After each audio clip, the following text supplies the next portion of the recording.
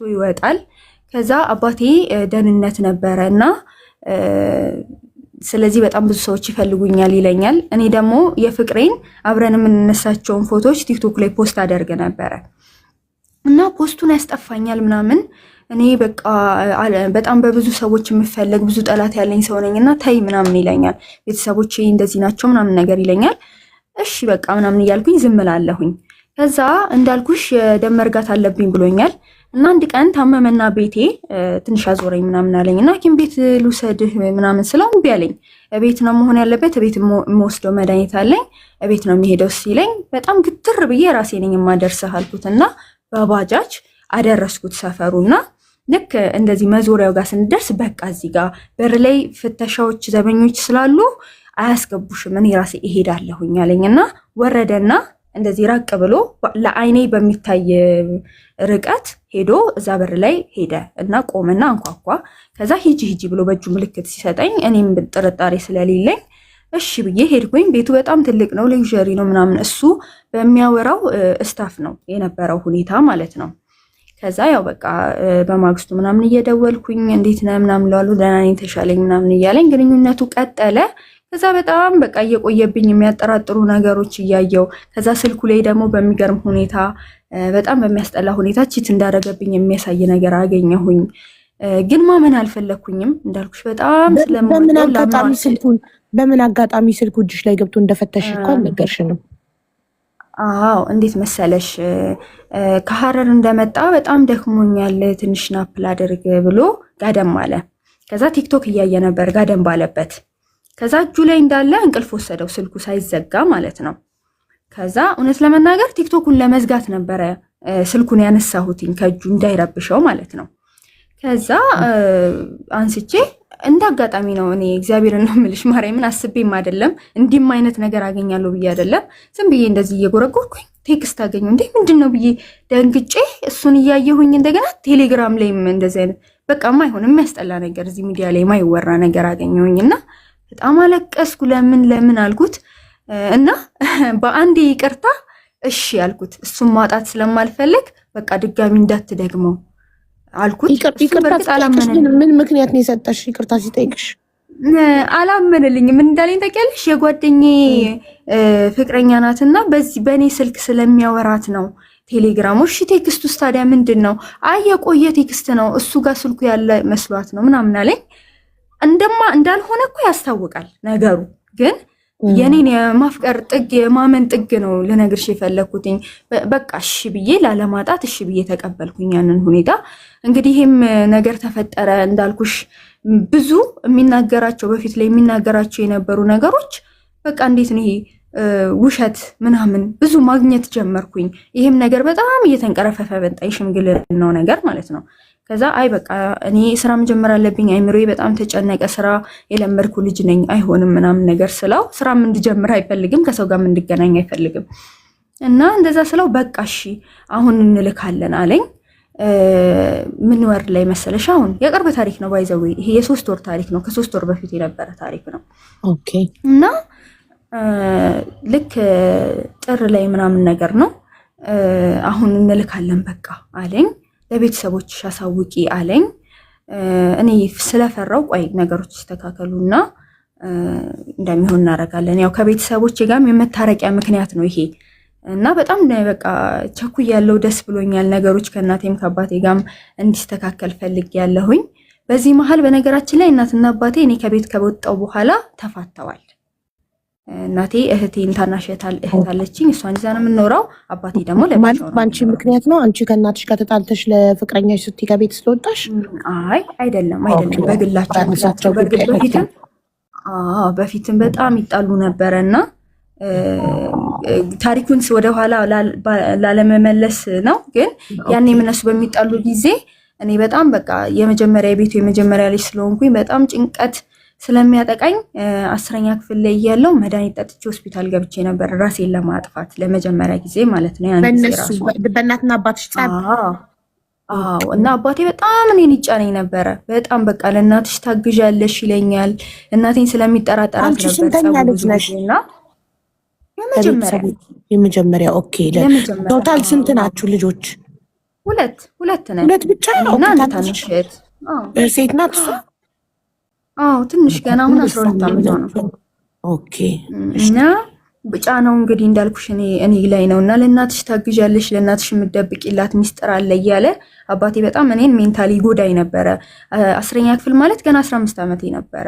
ያን ሰዓት ራሱ መድኃኒት ወስጄ ነበረ እና ልክ እኔ ነኝ ያስኳቸው ማለት ይቻላል እንዳይፋቱ። በቃ በየጊዜው በቃኝ ስትል እናቴ በቃ ቤተክርስቲያን ውስጥ እባክሽ እያልኩ ጉልበቷ ላይ እየለመንኩኝ እየወደኩኝ ምናምን ነበር ትዳሩን ያቆየሁትኝ እና ልክ እኔ በወጣው በተወሰነ ጊዜ ተፋቱ። እነሱ የራሳቸውን ህይወት መኖር ጀመሩ እና ወደ ቦታው ስመልስሽ ልጁ እንትን አለኝ።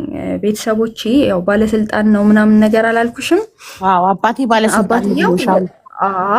አዎ እናቱ ደግሞ አባትየው ከሞተ በኋላ ሌላ እንጀራ አባት አግብታ እየኖረች ነው እና እንጀራ አባትየውም ባለስልጣን ነው እና አባትን ባለስልጣን እንጀራ አባትን ባለስልጣን ማሻአላ እናቱ ባለስልጣን እየመረጠች ነው የምታገለው። እኔ እናት መጨረሻውን ስትሰሚ በጣም እንደምትዝናኝ አይ ነው። ከዛ እናትየው ደግሞ ብርሃን ባንክ ማናጀር እንደሆነች ነው ማቀው። እንግዲህ በስልክ ያገናኘኛል እንዳልኩሽ፣ በአካል አያገናኘኝም። ፎቶ አለኝ ግን በአካል አያገናኘኝም። በስልክ በራሱ ስልክ ያገናኘኛል አንዳንዴ። ከዛ ሽምግልናውን ሲታሰብ እኔ ወደ ሀረር ሙቭ ስለምናደርግ ብዙ ነገር ያስፈልጋልና በጣም በትንሹ ወጪ እንዲሆን ነበር የፈለኩት። እሱ ሀብታም ነኝ የባለስልጣን ልጅ ነኝ ምናምን ቢልም እኔ ለድግስ የሚወጣውን ወጪ ወደ ራሳችን ህይወት አድርገን በቃ ህይወትን በደንብ ሰርቫይቭ እንድናደርግ ነበር የፈለኩት። ምክንያቱም እኔ በጣም ደሃ ባይባልም በቃ መካከለኛ ኑሮ ያላቸው ቤተሰቦች ውስጥ ነው ያደግኩት። ከዛ ደግሞ ስወጣ ራሴን በራሴ ነው ማስተዳደረውና ብዙም ፋይናንሻል ጥሩ አይደለሁኝም። ስለዚህ ለድግስ ብር መውጣቱ ጥሩ መስሎ አልታየኝም እና ሽምግልናውን ብቻ ጠዋት ላይ ያደርገን በቃ ቀለበት ራሳችን እናደርጋለን ወደ ህይወታችን ነበር የኔ አላማ። ከዛ እሱ የቤተሰቦቼ እንደዚሁ ዝም ብዬ ያለ ሰርግ ያለ ቀለበት መውጣት ስለማልችል ቢያንስ ሰርጉ ይዘግይ ግን ቀለበት መደረግ አለበት ብላለች እናቴ። ስለዚህ ጠዋት ሽምግልና ከገባ በኋላ አንቺ ጋር ማታ ላይ ደግሞ ሆቴል ግዴታ ቀለበት ማሰር አለብን አለኝ። ከዛ ሆቴል እሺ ለምን የሆቴል ወጪ ብዙ ነው ስለ ኧረ በጭራሽ አይሆንም አለኝ። ኃይሌ ሪዞርት ታውቂዋለሽ መቼም ብዬ አስባለሁ። ኃይሌ ሪዞርት ነው መሆን ያለበት ግዴታ አለኝ ማለት ነው። ኧረ እሺ ቢያንስ ቀነስ ያለ ቦታ እንኳን ስለው ምን ጨነቀሽ አንቺ ቤተሰቦቼ ናቸው እኮ ሙሉ ከበር የሚያደርጉት ምናምን አለኝ ማለት ነው። እሺ ኦኬ በቃ ብዬ ኃይሌ ሪዞርት ወሰደኝ። አርብ ቀን ነበር ቀኑ። ወሰደኝና ትላንትና ከእናቴ ጋር መተን አይተናል። ጋርደኑን የመረጥነው አንቺ እና ወስኝና እንከፍላለን ብለን ነው አለኝ። እሺ ብዬ አየሁኝ። እሺ ጥሩ ነው አልኩኝ። መስማማት ነው ያለኝ አማራጭ። ከዛ ኃይሌ ከምሰራው ሱፐርቫይዘር ጋርም አገናኘኝና በጣም እነሱም ተንከባክበው በቃ እንትናሉን ምናምን መጠጥ ዝርዝር ሙሉ ወጪ ምናምን እዛው ተደማመረና በቃ ነገ ከእናቴ ጋር መጥቼ እከፍላለሁኝ አለኝና ወደ ቤት ተመለስን እና ወደ 2 ሚሊዮን ብር ደርሷል ኦልሬዲ ሲደመር አንድ ላይ ከነሽምግልና ወጪ ማለት ነው። እና እኔ ያው ሁሉ መውጣቱም አልፈለኩኝም። እሺ አልኩኝ። ወደ ቤት ተመለስኩኝ። ዓርብ ዕለት ቅዳሜ ዕለት እኔ ጋር አላደረም ቤት ልደር በቃ አለኝና እስከዛሬ ነገር ማደረ ወጪው ማን ነው የሚያወጣው? ክፍያው የሚከፍለው ማን ነው? እናቴ ናት የምትከፍለው ነው የሚለው። እሱም ብር እንዳለው እሱ ሀብታም ስለሆነ እንጂ ሀብታም ስለሆነ የባለስልጣን ልጅ ስለሆነ ስለዚህ እሱ ነው ከቨር የሚያደርገው። አንቺ ምንም አታወጭም። አዎ እኔ እንደዛ ነው እያለኝ የነበረው። ሲጀመር ላወጣም ብል ከየትም አላወጣም። እኔ ምንም የሌለኝ ሰው ነኝ። አዎ እና መውጣቱንም አልፈልግም እንደነገርኩሽ ነው። 2 ሚሊዮን ለኔ ቢሰጠኝ የሰርጉ ወጪ ቀርቶ 2 ሚሊዮን ቢሰጠኝ ምን መሰለ ፀጉር ቤት ከፍቼ ስራ ነው መስራት የምፈልገው። ምክንያቱም እድሜ ቀልድ አይደለም። ሰው ቤት ተቀጥሮ ከመስራት እንደዚህ መስራት ይሻል ነበር እና ያንን ነው ሐሳቤ። ግን አይሆንም ስላለኝ እሺ ብያለሁ። ከዛ እንዳልኩሽ ዓርብ ነው ያ ቀን አለፈ። ቅዳሜ በማግስቱ ጠዋት 4 ሰዓት ላይ ደወለልኝ እና ሄደን ከፍለናል ጨርሰናል አለኝ ማለት ነው። ከዛ እሺ በቃ አልኩትና ከሰዓት ደግሞ ዲጄ እና ዲኮር እኔና አንቺ እናዋራለን ለሷ እንድናቀልላት ለእናቴና ቀጠሪ ሰው ደዊና አጣርተሻለኝ። እኔም ደዋውዬ ምናምን ጥሩ የሚባለውን ቀጠርኩኝ ለከሰዓት። ከዛ ከሰዓት ላይ 9 ሰዓት ነበር ቀጠሯችን። ብደውል አያነሳም ወይ ቢያነሳም ቆይ አንዴ ስራ ላይ ምናምን ነገር ይለኛል። ከዛ እንዳልኩሽ ከዚህ በፊት የነበሩኝ ጥርጣሬዎች ነበሩና በጣም በቃ ውስጤ ከነከነኝ። እንደ ቀልድ 11 ሰዓት ሆነ ምናምን ወይ አይ ሌላ ቀን አላለኝ ምናምን እንዴት ነው እያረሳሳ ለማድረግ እንደሆነ ያስታውቃል። ከዛ ኃይሌ ሪዞርት ብዬ ቲክቶክ ላይ ፈለኩኝና ስልክ ሳገኝ ደወልኩኝ።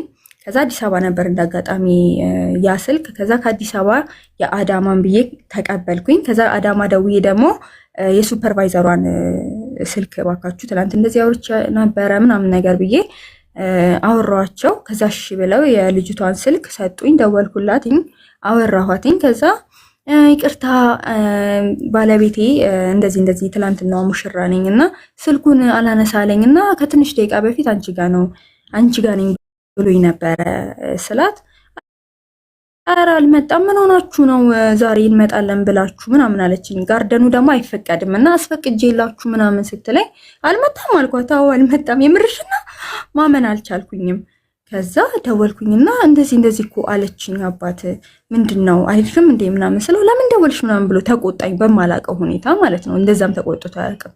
ከዛ አይ ግራ ስትገባኝ ነው ስልክ አላነሳ ስትለኝ ነው ስለው፣ አዎ እናቴ ለጊዜው 500 ሺህ ብር ነው የሰጠችኝ እና እኔ ደግሞ ያለኝን ብር እንትን ላይ እቃ ላይ መድኃኒት ያስመጣልና ለእኔ ያለኝ ማለት ነው እሱ ላይ ስላለ አልተለቀቀልኝም ገና እና እንዳትጨነቂ ብዬ ነው እንደዛ ያልኩሽኝ እና አልተከፈለም፣ ግን ነገ ከፍላለሁኝ አለኝ።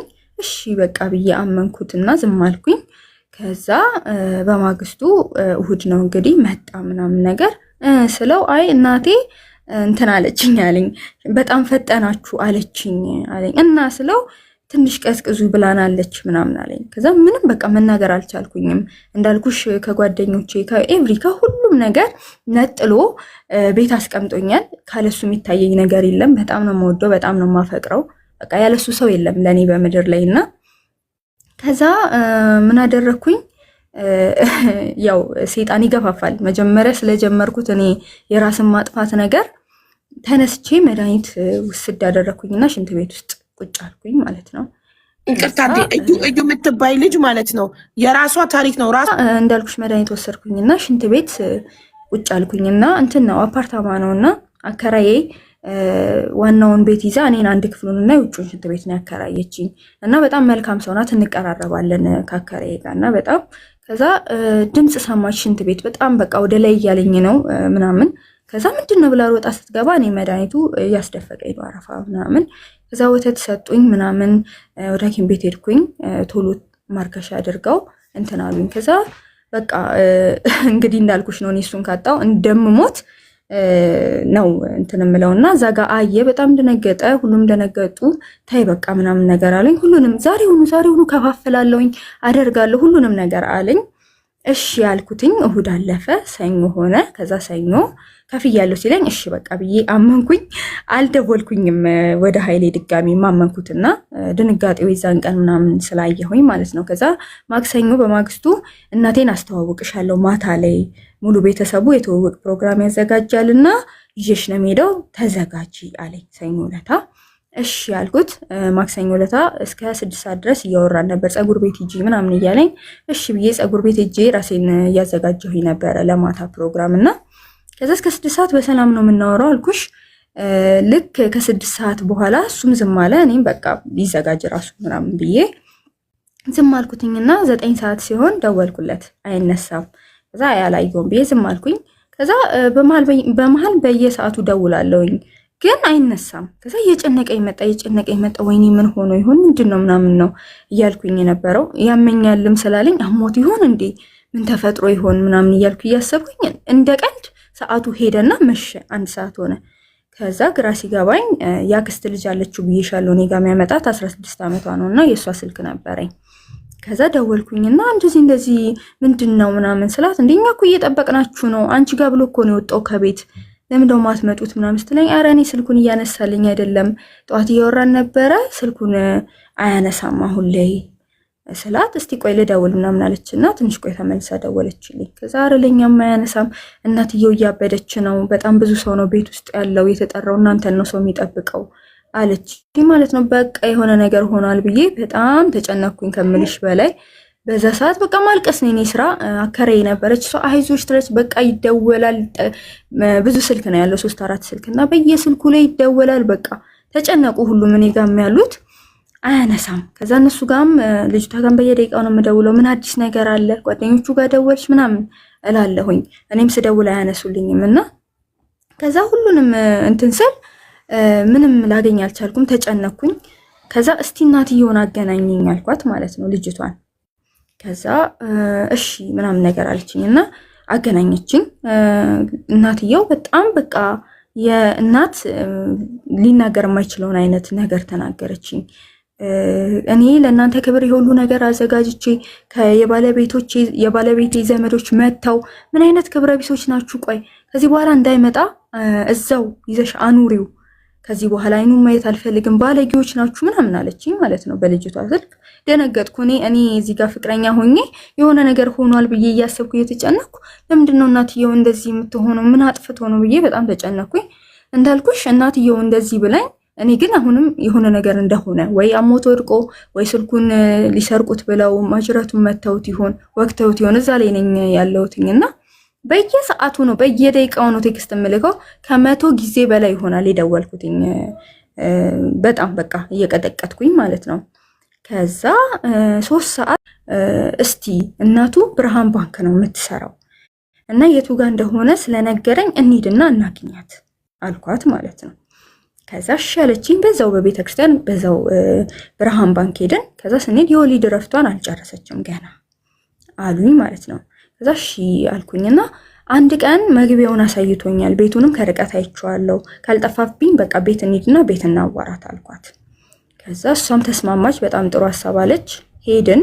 እንደምንም አገኘሁት ያንን ቤት። ከዛ ያን ቤት ሄጄ ሳንኳኳ ምንም አይነት ዘበኛ ምንም የለም። ከዛ ሳንኳኳ ከፈቱልኝ። የከሌ ቤት ነው ምናምን ነገር ስላቸው ወይ አይደለም ይሄ አይደለም ያኛው ቤት ነው ብለው እዚህ ጋር ነው እንግዲህ ዋናው ታሪክ የሚጀምረው። ለሳቅ እንጂ ያሳየኝ እንዳልኩሽ በጣም ሌክዠሪ ቤት ነው ምናምን።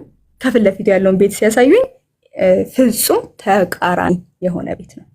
በጣም ፍጹም በምነግርሽ በማልችለው ክውን ያልኩት እና እኔ ሲጨንቀኝ እንትን ይጥለኛል ከድሮም ከትምህርት ቤት ነገርና አዎ ስደነግጥ ጭንቀት ምናምን ሲኖርብኝ ያመኛል እንደዚህ አይነት ነገርና በቃ ልቤን ሲወረኝ አልኩሽ። የደነገጥኩት በውሸቱ ነው ማለት እዛ ጋር ቤቱ ከተዋሸ በቃ ሳንኳኳ ደግሞ ሌላም ውሸት እንደሚኖር አይምሮ በቃ ነቃ። ሌላም ውሸት ይኖራል ብለሽ ፈራሽ። እንደገና አንቺ ደሃ ነው ሀብታም ነው የሚለው ነገር ሳይሆን መዋሸቱን ያስደነገጠሽ እንጂ ደሃም ቢሆን አንቺ ሀብቱን ብለሽ የወደድሽው እሱን ነው ማለት 4 ዓመት ሙሉ እኔ ከሱ እግዚአብሔርን ነው የምልሽ አንድ ነገር ተቀብዬ አላውቅም። ምክንያቱም 3 ዓመቱን በትምህርት ቤት ላይፍ ነው። ቤተሰቦቼ ምንም አላሰጡኝም።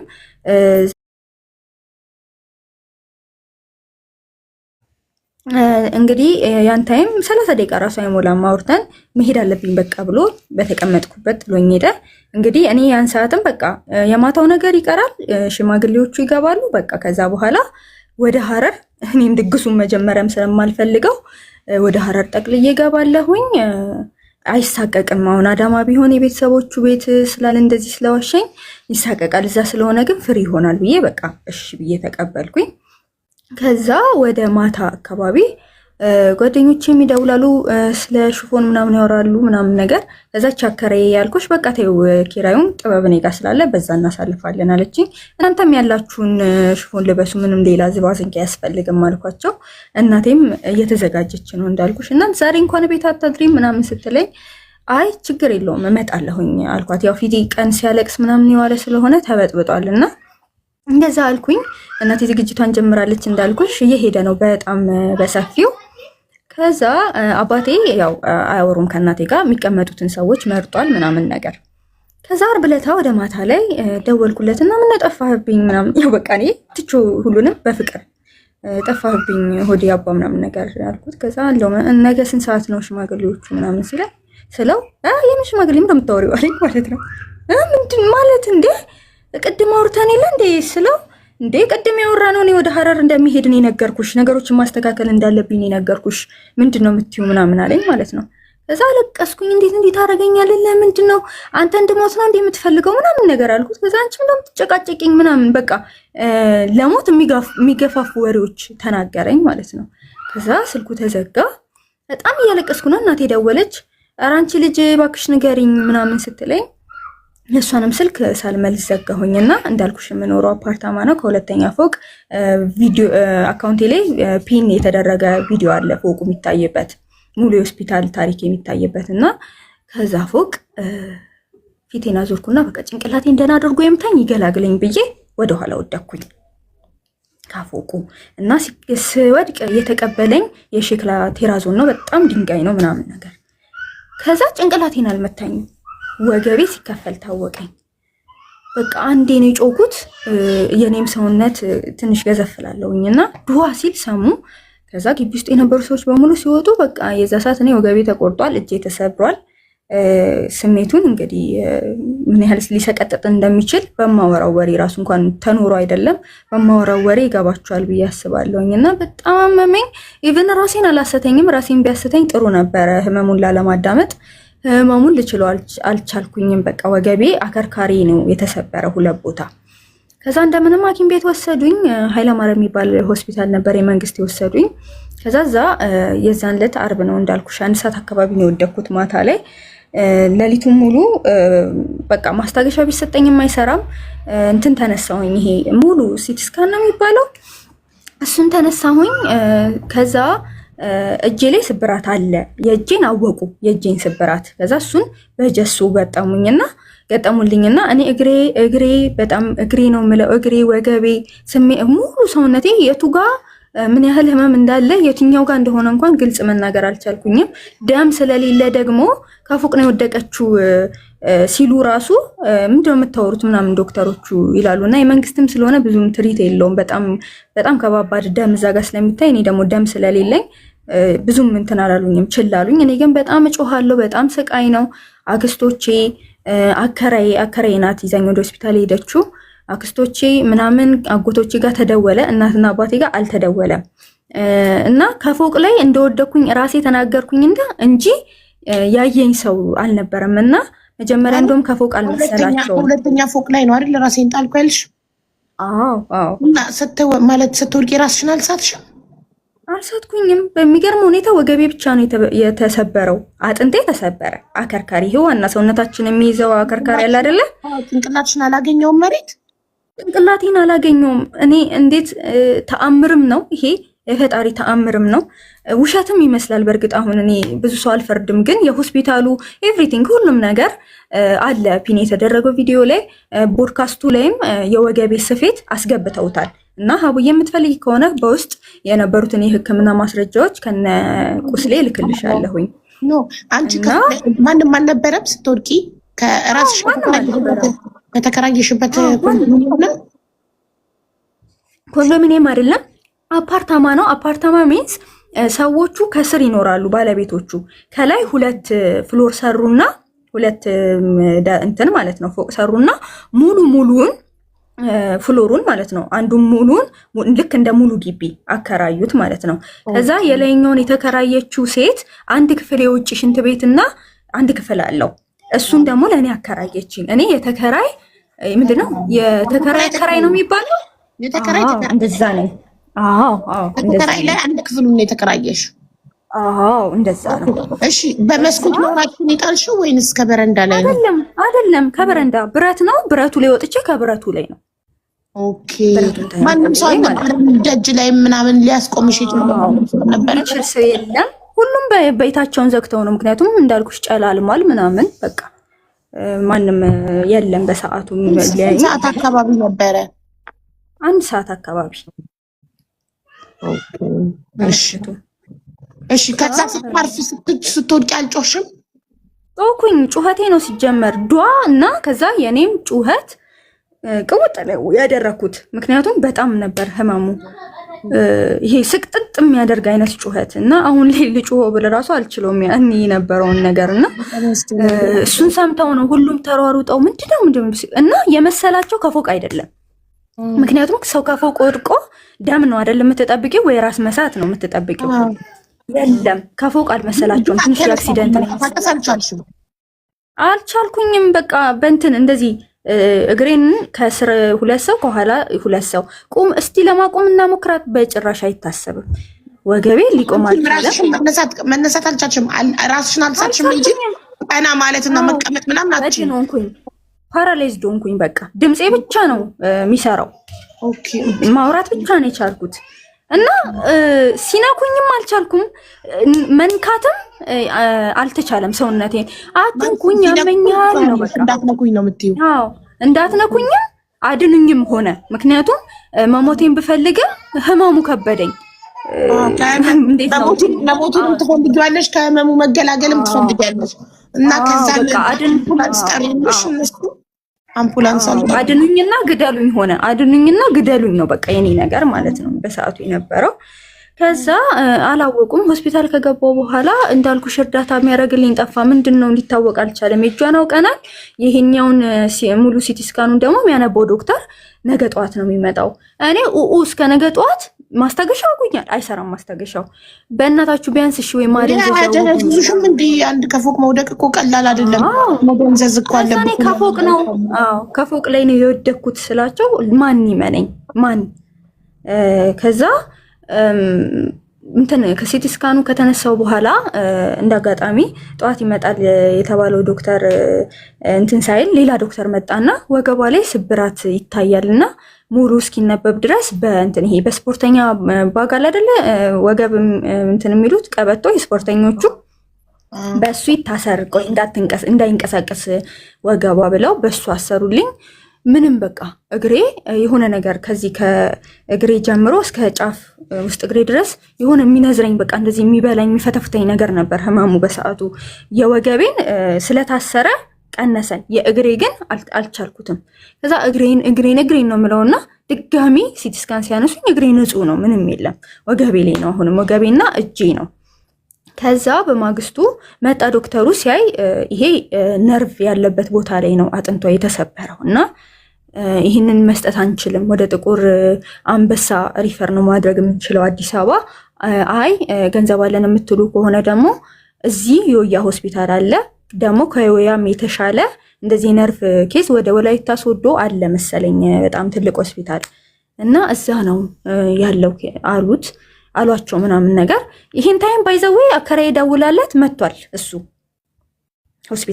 ሆስፒታል መጣ፣ ድፍረቱ ሆስፒታል መጥቷል። ከዛ በቃ ማለት ልክ አክስቶች አጎቶቼ ምንድነው እያሉ እኔ ከኔ እኩል ከሚያለቅሱት ጋር እሱም እያለቀሰ ነው።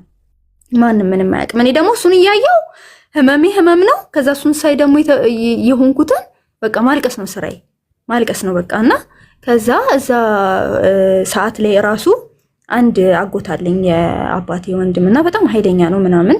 ከዛ እኔ እሱን እያየው ሳለቅስ የሆነ ነገር ተረዳ አጎቴ ማለት ነው። ከዛ አንተ ነህ እንዴ ምናምን ብሎ ዞር ብሎ ሊመታው ምናምን ሲል ልጁ ራሱን ስቶ ወደቀ። ከዛ ፋፍሰው እንደገና እሱን እዛው አስተኝተው ምናምን ከዛ ከደወለልኝ በኋላ አንዴ ጓደኛዬን እንዲገባ አድርጊልኝ ደውይለትና ምናምን ነገር አለኝ። ከዛ ምንድነው ምናምን ስል አንዴ ብቻ ደውይለት ቶሎ በይ ምናምን ብሎኝ እሺ ኦኬ ብዬ ደውዬ ሌሊት ነው እንግዲህ ጓደኛው ጋር እንደዚህ አግኝቼዋለሁኝ እና እስቲ ገባ ምናምን ስለው እሺ ብሎ እሱም ገባ ቴሌግራም ላይ። ከዛ ግሩፕ ተከፈተና ቪዲዮ ኮል ስናወራው ሲያወራ የነበረ ልጅ ማውራት እንደማይችል በምልክት ቋንቋ መናገር ጀመረና በሚያሳዝን ሁኔታ። ከዛ ምንድነውን እያወራህ አልነበረ እንዴ ምናምን ነገር ስለው በቃ አወራም በምልክት ነው ምናምን። አሁን እያወራ ነበረ በማርያም በደቂቃ ውስጥ ምን አድርገውት ነው ምናምን እያልኩት ጓደኛውን በቃ በጣም አመሸን። ረጅም ሰዓት ምንም በአፉ አይናገርም፣ በምልክት የሚነግረንም ነገር አይገባም። ከዛ እንዲሁ እንደተጨነቅን ስልኩ ተዘጋ። ከዛ በጣም ስንጨነቅ አድረን በማግስቱ ጠዋት ላይ ሎኬሽን ላከልኝ። በዚህ ሎኬሽን መተሽ ሰጂኝ አይነት ነገር። ከዛ ያው እኔ መነሳት ስለማልችል ለጓደኛው ነገርኩት። ከዛ በሎኬሽኑ ሲሄድ ወደ ቱሉ ዲምቱ አካባቢ ነበርና ከዛ እዛ ሲደርስ ትንሽ ቆይቶ በሌላ ሰው ስልክ ተደወለለትና ጓደኛው እንደዚህ ኪኒሊክ ትንሽ ኪኒሊክ ነገር ናት አለኝ ሲነግረኝ እዛ ነው ኑ ምናምን ተባሉ። ሄደ። ሲሄድ ልብሱ ተቀዳዷል፣ ጭቃ በጭቃ ሆኗል እና መሬት ነው የተዘረረው ኢቭን። ከዛ ወይኔ ደረቱ ላይ ጥይት ሳይመታ አይቀርም ቶሎ በል በእናትህ ወደ ሆስፒታል ወሰደው ምናምን ነገር ስለው አይ ምንም ነገር የለም እስቲ ቆይ ብቻ ሆስፒታል እየወሰድኩት ነው ምናምን አለኝና ወደ ሆስፒታል ሲወስደው አቅራቢያው ወዳለ ሙሉ ምርመራ ሲደረግ ምንም ነገር የለበትም። ምንም በጥይት አልተመታም። ያ ኦክሲጅን ውሸት ነው። ግንባሩ ላይ ምንም ነገር የለም። ኤቭሪቲንግ ምንም አይነት ነገር የለም እና ይሄ ሁሉ ነገር ሆኖበት ራሱ ልጁ ከኪስ ውስጥ ዋሌቱም ስልኩም አልጠፋምና በቃ ያን ሰዓት እግዚአብሔርም ይመስለኛል እኔ በራሴ ቆርጦልኝ እኔ ችዬ ቆርጦልኝ አይደለም እግዚአብሔር በቃሽ ሲለኝ ነውና ከዛ በኋላ በቃ ከዛ ነገር በኋላ በቃ አልኩኝ። እኔም እግዚአብሔር ውስጤን እያሳረፈልኝ የመጣ እናቴንም ድካም